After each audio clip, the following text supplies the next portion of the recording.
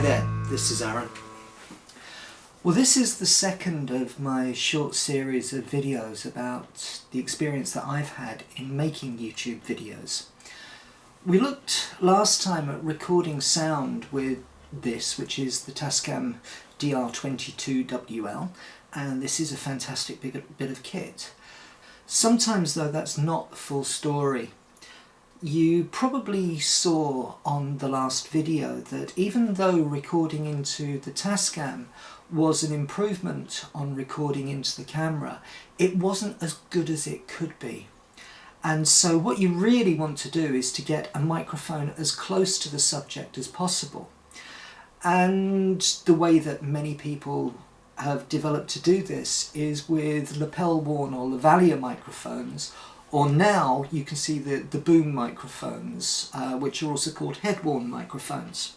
And so what you need to do is to connect one of those to one of these.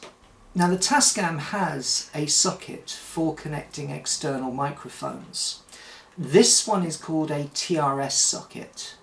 Now there are two distinct types of socket. There is a TRS socket and there is also an XLR socket. Now XLR is a different way of wiring, it's considered superior and it's used on professional grade equipment. It also costs an awful lot more. So certainly TRS as an entry level for making YouTube videos I think is definitely the way to go, much more cost effective. There are lots of different ways that TRS sockets are used. And even they're called different things. Some of them are called TR, some of them are called TRS, some of them are called TRSS. And each company can use the pins in a slightly different way. I've got here three different TRS sockets. When I look at these, they've got a series of bands on.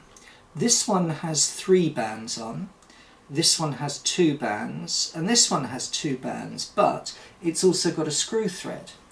A plug like this is capable of carrying 2 channels of sound for input and 2 channels of sound for output. Now obviously both of those would be stereo. A microphone needs only 1 channel if it's mono or 2 channels if it's stereo of input. This has 4 different pinouts here. This is actually the jack from my iPhone, and that is because an iPhone headset carries 2 channels of sound output, but it also carries channels of sound for input. That's why this is different to this, which is a stereo socket. And if I put the two of them alongside each other, I can see that the grooves that denote where the channels are in different places. Now, that is why if you took a mono TRS input and plugged it into a stereo adapter for input, you would be recording onto 1 channel, and it's the left-hand channel, that it wouldn't give you a balanced signal unless the recorder actually had that ability to say, I'm going to record 1 channel input onto both of my channels. Now the Tascam actually does that, but many don't, and that's why sometimes if you listen to a YouTube video that you will hear it suddenly on the left hand side. It's because a mono microphone has been used in a stereo adapter. What you do have to be careful of is that a plug that is carrying both audio input and audio output, so microphone and headset, that you don't plug a microphone into that, because that's wired completely differently. The connectors just don't match up at all. It's why you can't take a microphone and just plug it into your iPhone. Just as an aside, I ruined an iPhone 3 once by trying to plug stereo headphones into the jack on the top, and it gradually wore away and it was never the same again. If you do want to use your iPhone or Android to record sound, there are adapters, but most specifically there is a product by Rode called the SmartLav. It's a microphone that is designed to plug into your iPhone, and if you're looking to use an iPhone for your sound, that is probably your best option.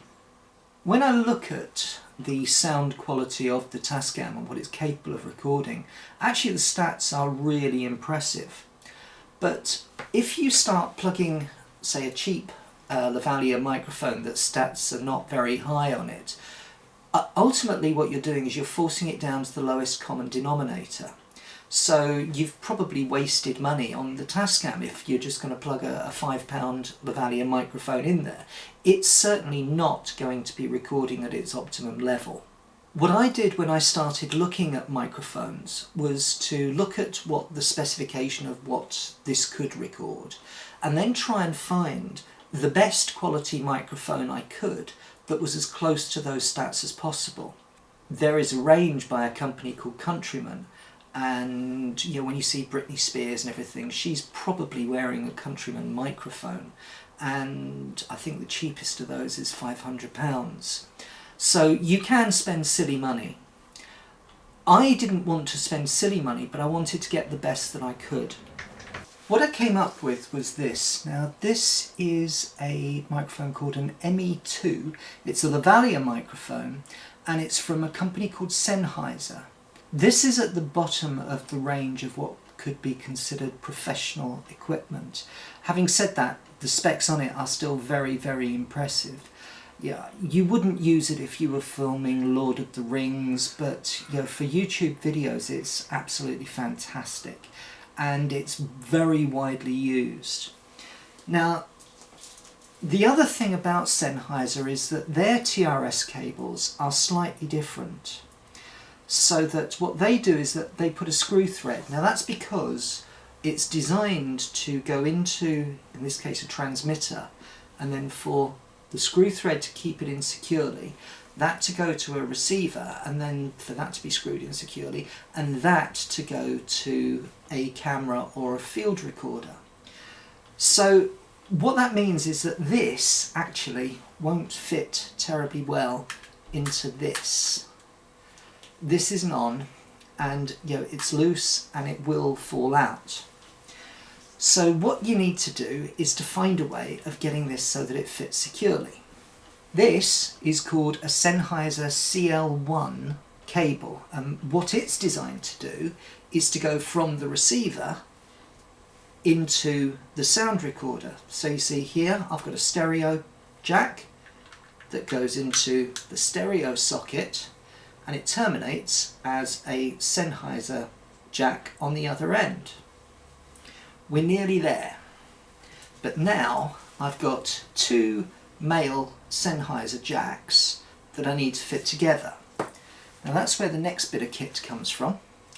This is called a Pro Signal 3.5mm coupler adapter for TRS jacks and plugs. That plugs in nicely there. That plugs in nicely there. Now these are about £1 from Amazon. They even delivered it free of charge because it's so small. I picked up this CL1 cable from eBay, and I paid about £5 for it. Average bid is between £5 and 10, 15, maybe £20, but certainly not expensive. So now what I've got is a professional quality microphone that is properly adapted and going into a recorder that's capable of picking up professional sound. All good so far, but even though this is there, and it's really good actually that it's got this right angle, because now I can, when I put it in things, that the wire's standing up the right way, but even though it's placed in, it could still come free, and in my pocket it may very well come free. So what I need is a solution, and I've come up with a very high-tech solution called a plastic band. I'll just make sure that the elastic band is over the actual jack going down, so that it isn't putting stress on the side, it's pushing it straight down. So this seems to be working very well. I've certainly been very happy with it, and I've not had an accident since. So what I'm going to do now is I'm going to switch this on. I'll clip it to me.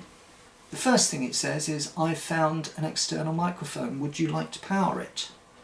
And I'm going to say yes, because these do need a source of power. Now I can hit record, and now I'm talking to you with the Sennheiser. So as I hope you can hear, there is a massive difference in the sound quality that is coming from the recorder compared to what was coming from the camera. So this seems to work really well indoors, but just as with the microphone on the Tascam, the microphone on the Sennheiser is not immune to wind noise. And certainly what you want to do is to eliminate wind noise as far as possible. And there are a couple of solutions. There is another company called Rycote, and they specialise in wind reduction and wind reducing solutions. I've got their solution called an Overcover. In order to demonstrate an Overcover to you, I've had to turn the Sennheiser microphone off. Now the first thing I do is I have to take off the capsule, which is the same as any microphone when you get the little hood. That's the little hood for it. And so then I've got the microphone here. Now this is about 1/2 centimetre. So very, very small. You can get microphones that are much smaller than this as well. But I want to show you what's going on here. So what I can do is I take one of these little stickies, and the first thing I do is put it on my shirt. I then peel off the protected cover, and that gives me a nice little profile to fit the Sennheiser microphone on. Then what I've got, and these are a series of reusable ones in different colours, a bit of fur, and that goes over the top of the microphone. This is a grey one, there's a black one and a white one. We're now recording again through the Sennheiser, so you can hopefully now feel that there is an improvement in sound quality and that there is a certain amount of protection for the wind. So that is a Rycote Overcover. There is another solution though that's designed to actually go underneath your clothes, and it's again by Rycote, and it's called an Undercover. Now if you imagine that I want to fit this Lavaliere microphone to my skin and then roll my sleeve down. So I do that, and then I can take, in the Undercover, this is just a little bit of felt,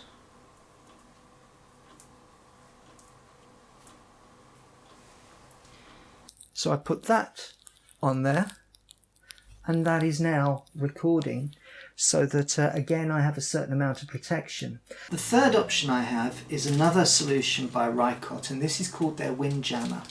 Now just as you've got a big furry mop that you can put on side of the Tascam, they make a much smaller version that is designed to go on top of the Lavaliere microphone. So what you do is you take the Lavaliere and first of all put this little foam sock, goes over, and that covers the capsule. It's entirely possible that you get some protection just using this, because that looks like a really good and unobtrusive bit of protection for the microphone. So that's good. But then you put the big mop over, connect the clip, and there it is. It's now connected to my person, so it's there for me to use, and hopefully you can hear that there is no distortion, and actually it's a little bit better. I'm now wearing the Lavaliere microphone, and I will be for the rest of this segment, because now I want to talk to you about the next popular kind of microphone. You've probably seen people like Rick Van Man, myself, Chris has tried them, and Samo has tried them. There's a few of us, and these are the Headworn microphones. Now, there are two different features to look for, and these, I've got two of these, and I'm going to be able to demonstrate to you what they are. Now, first of all, they either come as a single ear or as a double ear. I wear glasses, and so generally I think that probably for me and for other people, wearing the two ear clips is good. Now, the other thing though is to do with the boom. This is a single ear microphone, and this is by a company called YPA, and this is their MM4-C4SE. Now, this boom is not adjustable.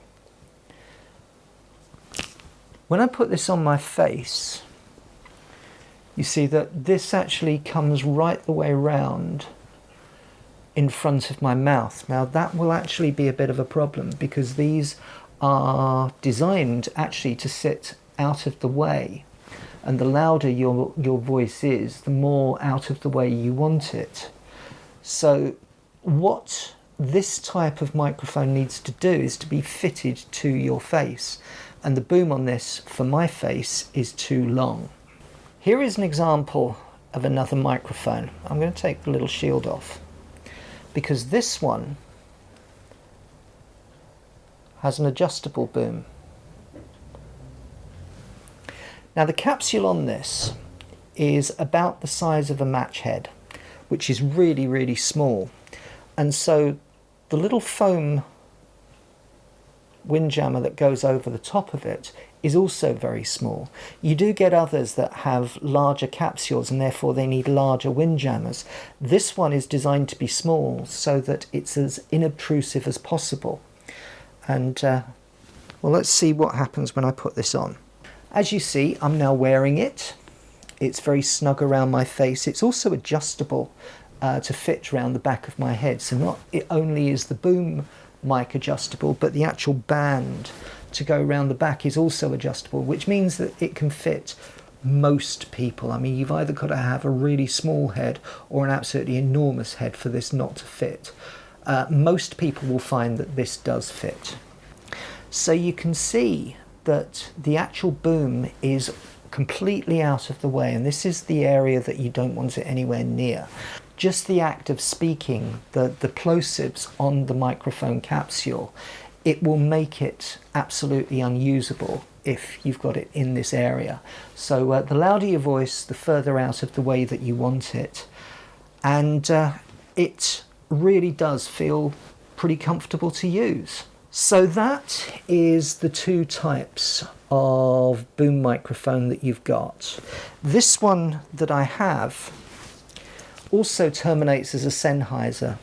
The company is called YPA, and there is something amazing about these microphones because the stats for these compared to the price are absolutely incredible.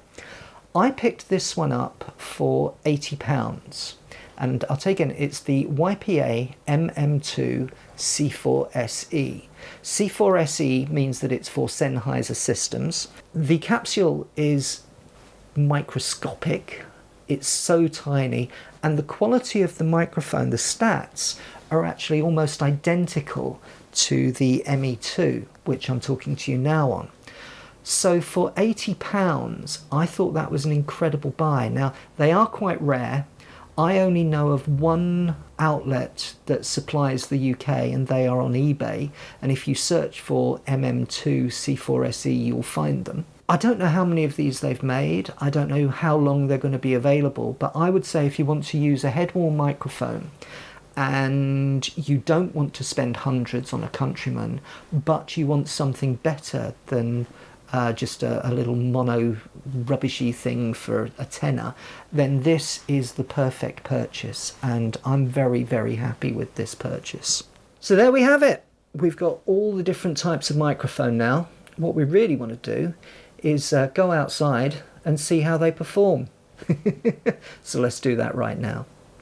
Okay, so we're outside again, and these again are deliberately not perfect conditions. I want to see how this does, not ideally, but yeah, very not ideally, to give you the best idea of what the difference is. So this is what we're going to be doing. Now, we're going to show, first of all, the camera and the sound on the camera in these conditions. Then we're going to switch to the Tascam unit that will not be connected to any kind of external microphone, and that's also how I'm talking to you now. Then we are going to try the Sennheiser, and we're just going to try that with its own capsule that it comes with, so there will be no wind muffling at all, and we'll see how that is. Then we are going to attach the ME2, the Sennheiser, to an overcover, and I'll wear that and we'll see what the difference is in the sound. Then we're going to try the ME2 again, this time connected to an undercover, and we'll see what the difference is there. Then we're going to try it with, first of all, the foam sleeve, and then with the full Windjammer on it. And then finally, we're going to do some tests with the YPA MM2. So all in all, there's going to be quite a bit of testing done here. Comrades, leave me here a little, while as yet 'tis early morn. Leave me here, and when you want me, sound upon the bugle horn. 'Tis the place and all around it, as of old the curlew's call. Dreary gleams about the moorland, flying over Locksley Hall. Locksley Hall, that in a distance overlooks the sandy tracks, and the hollow ocean ridges roaring into cataracts. Many a night from yonder ivied casement, ere I went to rest, did I look on great Orion, sloping slowly to the west. Many a night I saw the Pleiades, rising though the mellow shade, glitter like a swarm of fireflies, tangled in a silver braid. Here about the beach I wandered, nourishing a youth sublime, within the fairy tales of science and the long result of time. When the centuries behind me, like a fruitful land reposed, when I clung to all the present for the promise that it closed, when I dipped into the future, far as human eye could see, saw a vision of the world and all the wonder that would be. In the spring, a fuller crimson comes upon the robin's breast. In the spring, the wanton lapwing gets himself another crest. In the spring, a livelier iris changes on the burnished dove. In the spring, a young man's fancy gently turns to thoughts of love. Then her cheek was pale, and thinner than should be for one so young, and her eyes on all my motions with a mute observance hung. And I said, my cousin Amy, speak and speak the truth to me. Trust me, cousin, or the current of my being sets to thee. On her pallid cheek and forehead came a colour and a light, as I have seen the rosy red flushing in the northern night. And she turned, her bosom shaking with a sudden storm of sighs, or the spirit deeply dawning in the dark of hazel eyes. Saying, I have hid my feelings, fearing they should do me wrong. Saying, dost thou love me, cousin? Weeping, I have loved thee long. Love took up the glass of time and turned it in his glowing hands. Every moment lightly shaken ran itself in golden sands. Love took up the harp of life and smote on all the chords with might, smote the chord of self that trembling passed in music out of sight. Many a morning on the moorland did we hear the copses ring, and her whisper thronged my pulses with the fullness of the spring.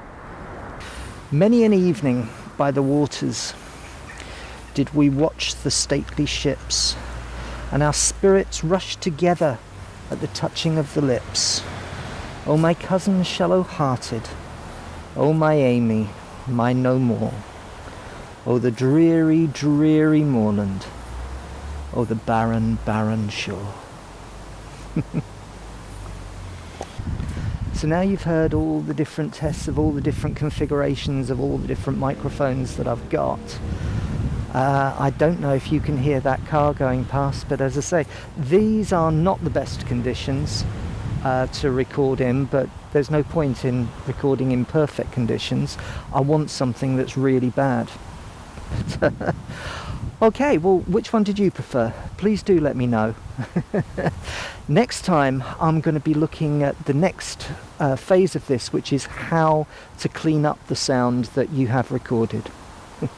Thank you so much for watching, and I'll see you next time. Goodbye.